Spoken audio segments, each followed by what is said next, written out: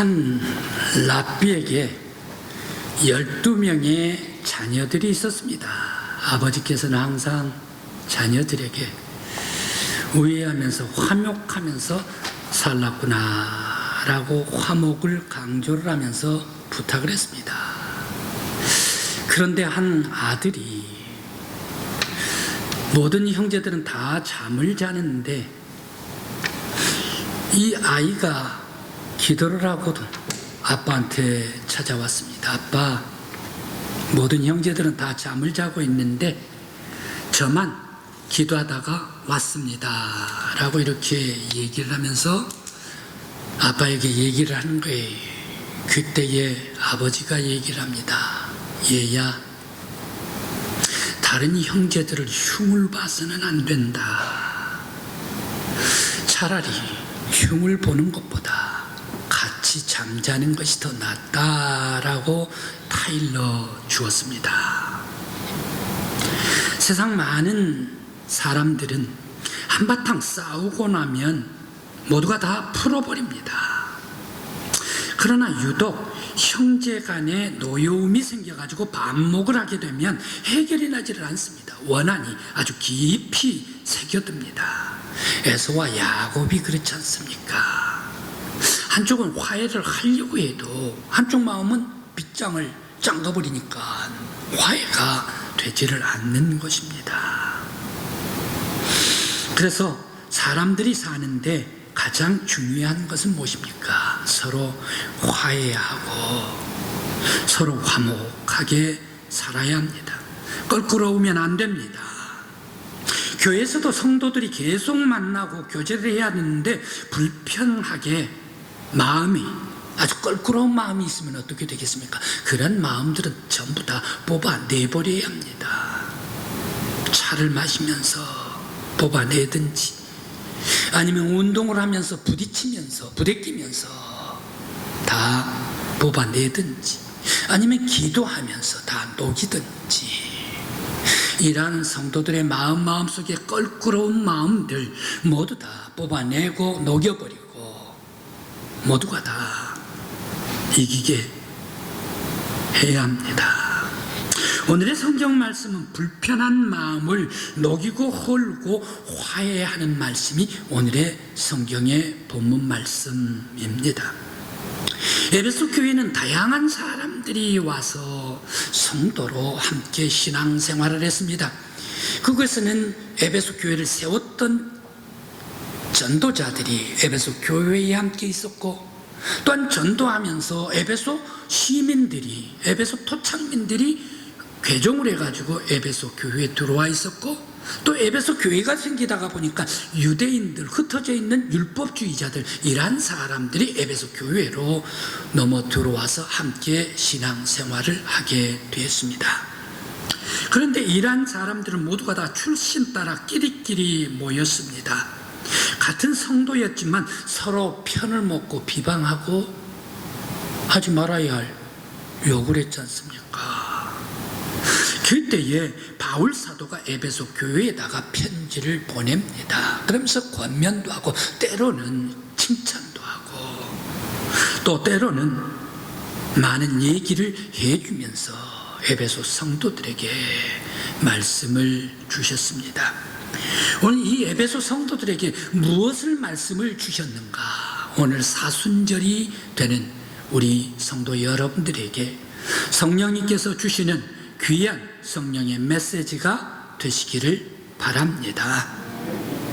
에베소 성도들은 과거에 불순종의 영이 지배를 하는 진노의 자식들이었습니다. 아주 지독한 이방인들이었습니다. 그리고 또 에베소 성도들은 할례를 행하면서 스스로 경건하다고 하면서 살아가는 유대에 유대인들이 함께 있었습니다. 그런 사람들은 모두가 다 자기가 우월주의에 빠져 있는 겁니다. 유대인들 말입니다. 그렇게 되니까 이방 사람들은 유대인에게 속 좁은 사람들이다라고 욕을 하고, 유대인들은 이방 사람들에게 세속의 쾌락적 그런 음란한 사람들이다라고 비하를 했습니다. 그런데 바울 사도는 이방인 성도들이든지 아니면 유대인 성도들이든지 지금은 모두가 다 한 성도가 돼 가까워졌다라고 이렇게 바울 사도는 지금 말씀을 주시고 있습니다.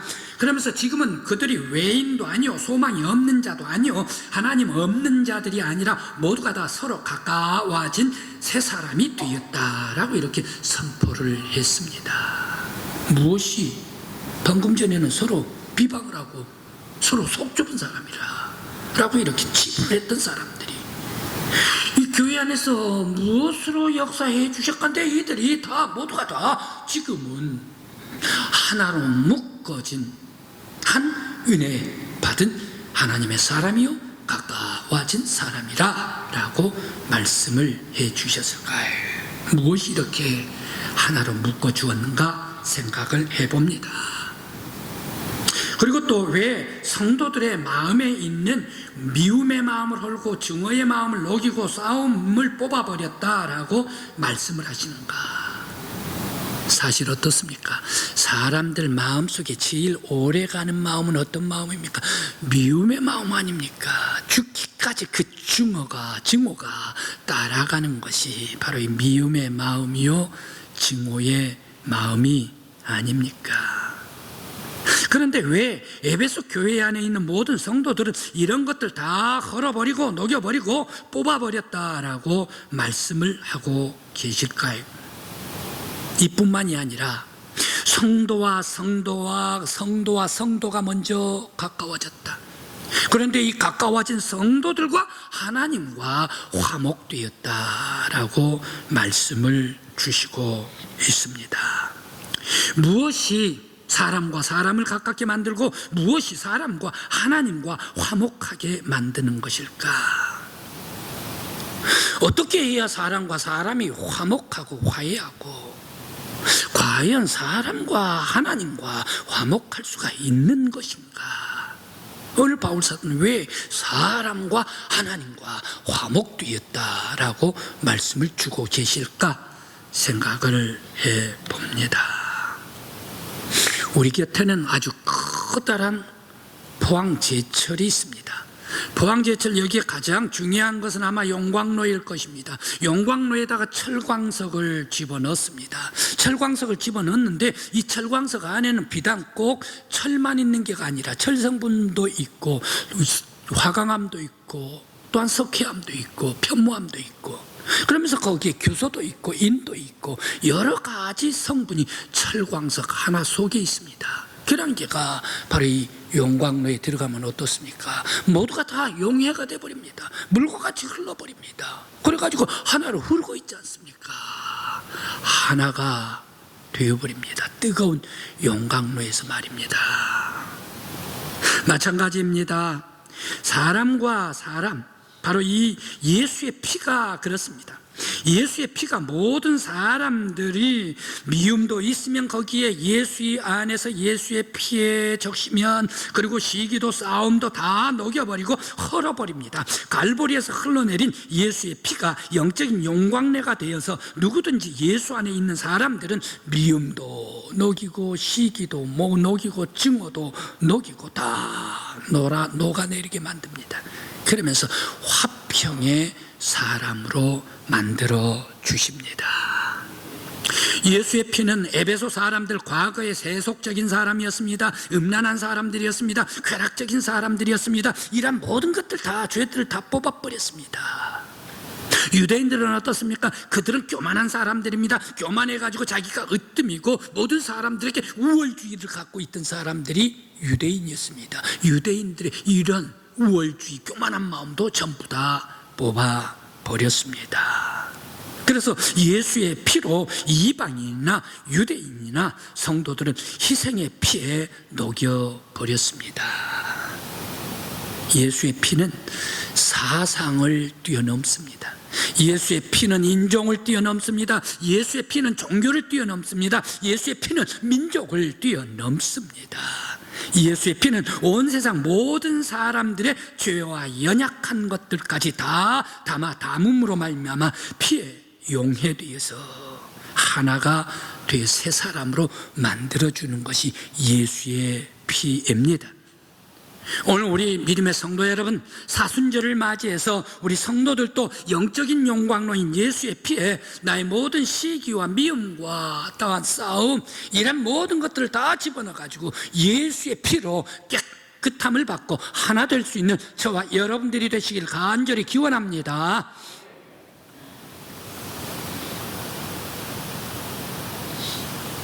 예수의 피가 성도들끼리 미움을 녹이는 영적인 용광로라면 예수의 십자가는 무엇인가?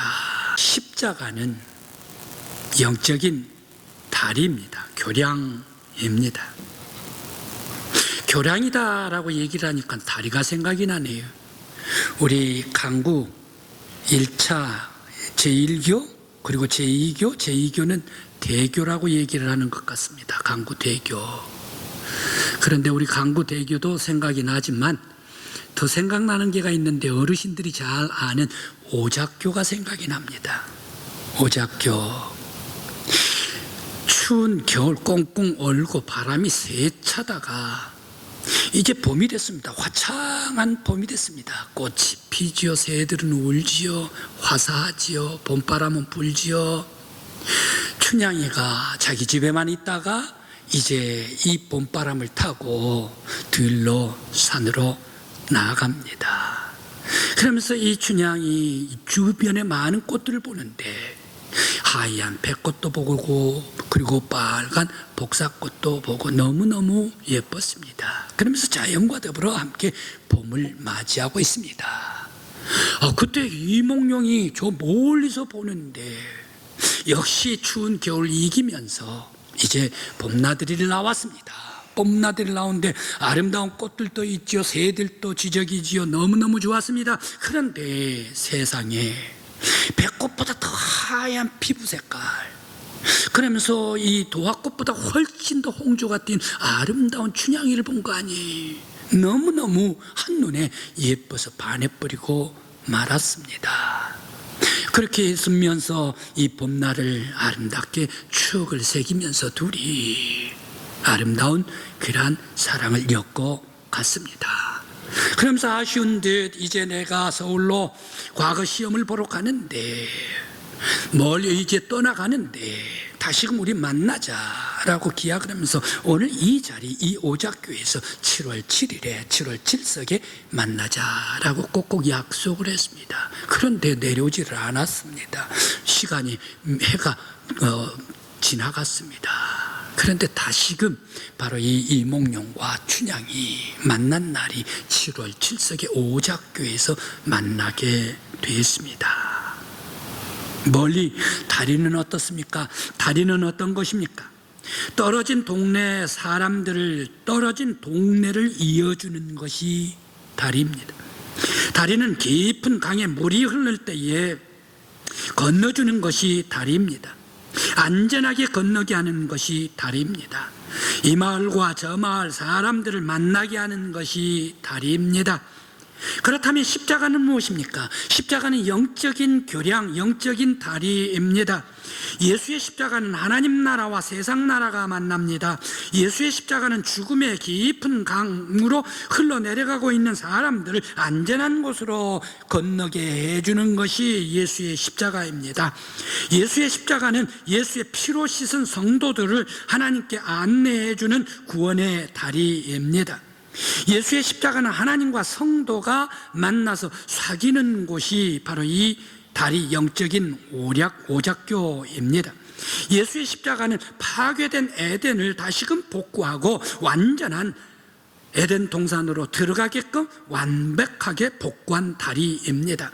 예수의 십자가는 피로 씻은 거룩한 성도들이 거룩한 하나님과 화목하게 대화하는 사랑의 다리가 예수의 십자가입니다.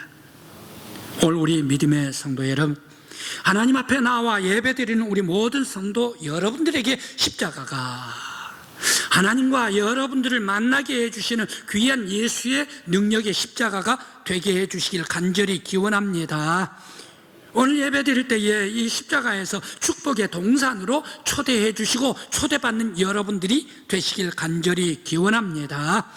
또한 우리의 힘과 정성과 뜻을 다해서 주를 사랑하는, 십자가를 바라볼 때에 주를 힘껏 사랑할 수 있는 여러분들이 되시길 간절히 기원합니다. 아울러 하나님께서 우리 모든 성도들에게 하나님의 뜨거운 은혜와 사랑을 베풀어 주시는 축복의 다리가 되시길 간절히 기원합니다.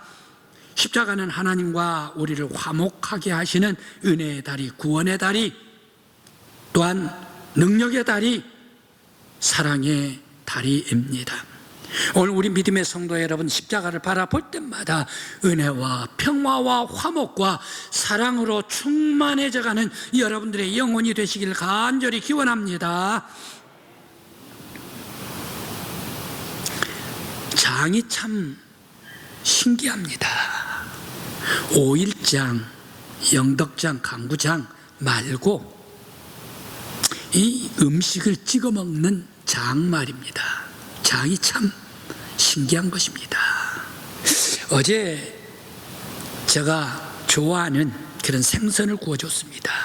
생선을 굽는데 어떤 것을 좋아하는가? 갈치 굽는 것도 좋아하고, 조기 굽는 것도 좋아하고, 군풍생이 굽는 것도 좋아하고, 또 이 미주구리 굽는 것도 좋아하고, 바로 이 굽는 것을, 생선 굽는 것을 참 좋아합니다. 그런데 갈치를 구워서 내놓았어요. 그래, 너무너무 고마웠죠. 먹다가 보니까 2%가 부족한 거예요. 그래서 장을 좀 달라고 했습니다. 그랬더니 무슨 장을 줄까요? 얘기를 해요. 기름장을 줄까? 아니면 깨소금장을 줄까? 아니면 장만 줄까? 해서 대답을 안 했죠. 그랬더니 거기에다가 장에다가 깨도 넣고 기름도 넣고 최고의 양념장을 만들어 주었습니다. 그런데 바로 이 갈치에다가 이 장을 딱 찍어가지고 먹는데, 차가운 장을 찍어 먹는데 이 갈치에 왜 비린내가 사라져 버릴까요? 분명히 차가운 장을 찍어가지고 갈치를 먹는데 입에 딱 들어온 갈치 맛은 짜지를 않고, 이 갈치 맛이 달아요. 제 입에 달아요. 분명히 달아요. 여러분 맞습니까? 맞아요? 네. 차가운 것을 찍어 먹는데 이 갈치 맛이 달아져 버려요. 그리고 차가운 장을 찍어 먹는데 왜 침이 사르르 돌까요? 왜 장을 찍는데 만면에 얼굴이 희색이 돌까요? 이 장을 찍어가지고 먹는데 왜 소화도 잘 될까요? 야, 장이란 게 이게 참 신기한 것이구나. 최고의 양념 소스이구나. 모든 게가 장에 딱 찍어가지고 먹기만 하면 모든 게가 다 사라져가지고 새로운 맛으로 변해버린 것이, 바로 변하게 하는 것이 장이구나 생각을 해봅니다. 마찬가지입니다. 예수의 십자가를 진실로 바라보는 사람들은 어떻습니까? 십자가가 처음에 바라볼 때 두렵지요. 그런데 한참 바라보다가 보면 두려움이 없어져요. 이 십자가를 바라보면 은혜가 넘쳐요. 감사가 넘쳐요. 기쁨이 넘쳐요. 그럼 겸손해져요. 그러면서 담대해져요. 은혜가 충만해져요. 능력이 생겨요. 바로 이 십자가가 왜 이렇게, 십자가만 바라보면 모든 게가 그 안에 들어가기만 하면 십자가의 은혜에서 모든 게가 다 변하고 새로운 마음, 새 사람이 되어버리는가. 오늘 십자가는 우리에게 진실하게 하고 능력 있는 하나님의 사람으로, 그리고 온전하게 만들어주신 신비한 능력이 십자가 안에 있는 줄 믿습니다. 사순절을 맞이해서 십자가를 진심으로 바라볼 여러분들이 되시길 간절히 기원합니다. 진실로 십자가를 바라볼 때에 하나님의 능력이 충만하고, 또한 사랑이 넘치고 은혜와 감사가 충만한 저와 여러분들이 되시길 간절히 기원합니다. 왕 중에 아주 큰 품이 큰 왕이 있더라고요. 성경 말씀에 말입니다. 그릇이 커요. 덕스러워요. 그러면서 화목해요. 용서해요. 바로 이 다윗 왕입니다. 지난 금요일 제가 성경을 새벽 기도회 때 성경을 보았습니다. 사무엘하 8장을 보고 그 다음에 10장으로 보았습니다. 9장을 뛰어넘었죠. 그랬더니 장로님께서 목사님 9장은 아직을 안 했습니다 라고 말씀을 하세요. 그래서 제가 9장은 주일날 설교할 때에 참고의 말씀으로 드리겠습니다 라고 이렇게 약속을 했습니다. 그래서 오늘 바로 이 사무엘하 9장 1절부터 12절까지 나오는 다윗은 어떠한 모습의 다윗인가? 큰 그릇이더란 얘기. 다윗이 이제 침략에 들어오는 블레셋 물리쳤습니다. 블레셋뿐만 아니라 그 옆에 에돔도 물리칩니다. 그리고 암몬도 물리칩니다. 그리고 모압도 물리칩니다. 아람도 물리칩니다. 모든 나라 다 들어오는 사람마다 다 무찔러 버립니다. 다 이기고 승리합니다. 왜 그랬습니까? 다윗은 져본 적이 없어요. 가는 데마다 이기게 해주십니다. 하나님께서 함께 해주셨기 때문입니다. 이제 다 적들을 물리치고 그러면서 행정적인 조직을 했습니다. 다윗 군대 장관은 요압이지요. 그 다음에 제사장은 사독과 아히멜렉이지요. 그러면서 자기의 아들들은 대신으로 만들었습니다. 다 행정까지 조직을 완료했습니다. 그런데 갑자기 하나가 생각이 나요. 사울 임금님의 가족이 있느냐?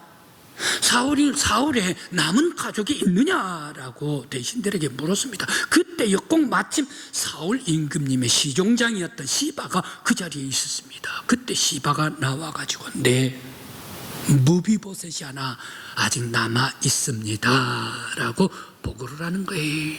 그러면서 이 무비보셋은 두 다리를 다 저는 사람입니다 라고 보고를 해요. 그래 당장 데려와라 해서 마길의 집에 있었는데 그 마길의 집에 사람을 보내가지고 이 무비보셋을 데리고 왔습니다. 다윗 임금님이 무비보셋에게 얘기를 합니다. 무비보셋은 이 다윗에게 와가지고 납작 엎드려가지고 절을 합니다. 당신은 왕 아닙니까? 그런데 어찌 나와 개와 같은 죽은 개와 같은 나에게 이러한 할애와 같은 은혜를 베푸십니까? 라고 엎드려서 절을 하지 않습니까? 다윗이 무비보셋에게 이렇게 얘기를 합니다. 너의 할아버지 사울이 가지고 있었던 모든 땅, 모든 밭들을 다 너에게 주겠다. 그럼 너에게 35명의 식솔도 다 주어서 그들이 시종을 맡게 해가지고 이 농사를 다 짓고 너희들이 먹게 하겠다. 그런데 너는 말이다, 내 아들 왕자들과 함께 내 상에서 함께 먹자꾸나 라고 얘기를 해줬습니다. 무슨 얘기입니까? 내 상에서 먹자, 왕의 상에서 먹자, 다른 왕자들과 같이 왕의 상에서 먹자. 바로 그것은 양자로 삼겠다. 너도 대신에 한 사람으로 앉게 해주겠다라는 그런 말씀 아니겠습니까? 사실 무비보셋 절을 하면서 자기 자신을 나와 같이 죽은 개와 같은 사람 아닙니까? 라고 자기 자신을 얘기를 했지 않습니까? 무비보셋 어떤 면에 있어서 남자들 용기 있고 힘 있어야 됩니다. 싸우러 나가면. 그런데 다리를 절었지 않습니까? 그리고 그는 어떤 사람입니까? 원수 사울의 손자 아닙니까? 원수 사울 하나 남은 그러한 아들 아닙니까? 복수해가지고 살짝 없애버려도 누가 아무렇게 얘기를 하지를 않을 겁니다. 그런데 다윗은 아니었습니다. 바로 이 원수였던 사울 손자라도 그 아버지 요나단과 약속을 했기 때문에 그 언약을 지켰습니다. 그러면서 그 무비보셋에게 대신까지 앉혀주는 그런 사람이었습니다. 사울 왕의 손자라 하더라도 복수하지 않았습니다. 화해했습니다. 그러면서 모든 것을 다 그에게 주었습니다. 다윗은 마음이 큰 사람입니다. 품이 큰 사람, 덕스러운 사람이었다라는 말씀입니다. 조그만 애고 이것도 저것도 얘기하고 이것저것 가시와 같은 사람, 그러한 왕이 아니었다라는 말씀입니다. 다윗은 큰 사람이었습니다. 왜 그렇습니까? 다윗에게 하나님의 영이 감동해 주셨기 때문에. 하나님의 영이 감동해 주었던 다윗, 그는 하나님 앞에 철저히 철저하게 순종했기 때문에 감사 그의 삶으로 영광 돌리는 다윗이었기 때문입니다. 왕이 겸손할 수 있습니까? 왕 위에 아무도 없다는 얘기, 자기 위에 어떤 사람도 없다는 얘기, 모압, 암몬, 아람 왕들도 자기 밑에란 얘기, 조공바치는 그런 왕들입니다. 제왕 중에 제왕이기 때문에 세상이 가장 으뜸 아닙니까? 이런 왕이 교만할 수밖에 없을 텐데 다윗은 철저하게 왕 중에 왕이었지만 겸손한 왕이었습니다. 하나님께서 감동해 주셨기 때문에 큰 사람이 되었더라. 성도 여러분, 여러분들의 품도 큰 사람들 되시길 간절히 기원합니다. 여러분들도 덕스러운 사람들 되시길 간절히 기원합니다. 이 덕스러운 큰 사람이 되려면 예수의 십자가로 들어가야 되고 예수 그리스도의 피에 들어가야 할 줄 믿습니다. 사순절 우리 성도들도 예수의 피에 젖고 예수의 십자가에서 모든 사람들 다 용서하고 화목을 배우면서 갈등과 미움과 아픔이 있는 곳에 예수의 삶을 살아 함께 화목하고 용서할 때에 하나님께서 여러분들에게 화목해 주시고 하나님의 은혜와 능력이 충만한 저와 여러분들이요 우리 교회가 되기를 간절히 기원합니다.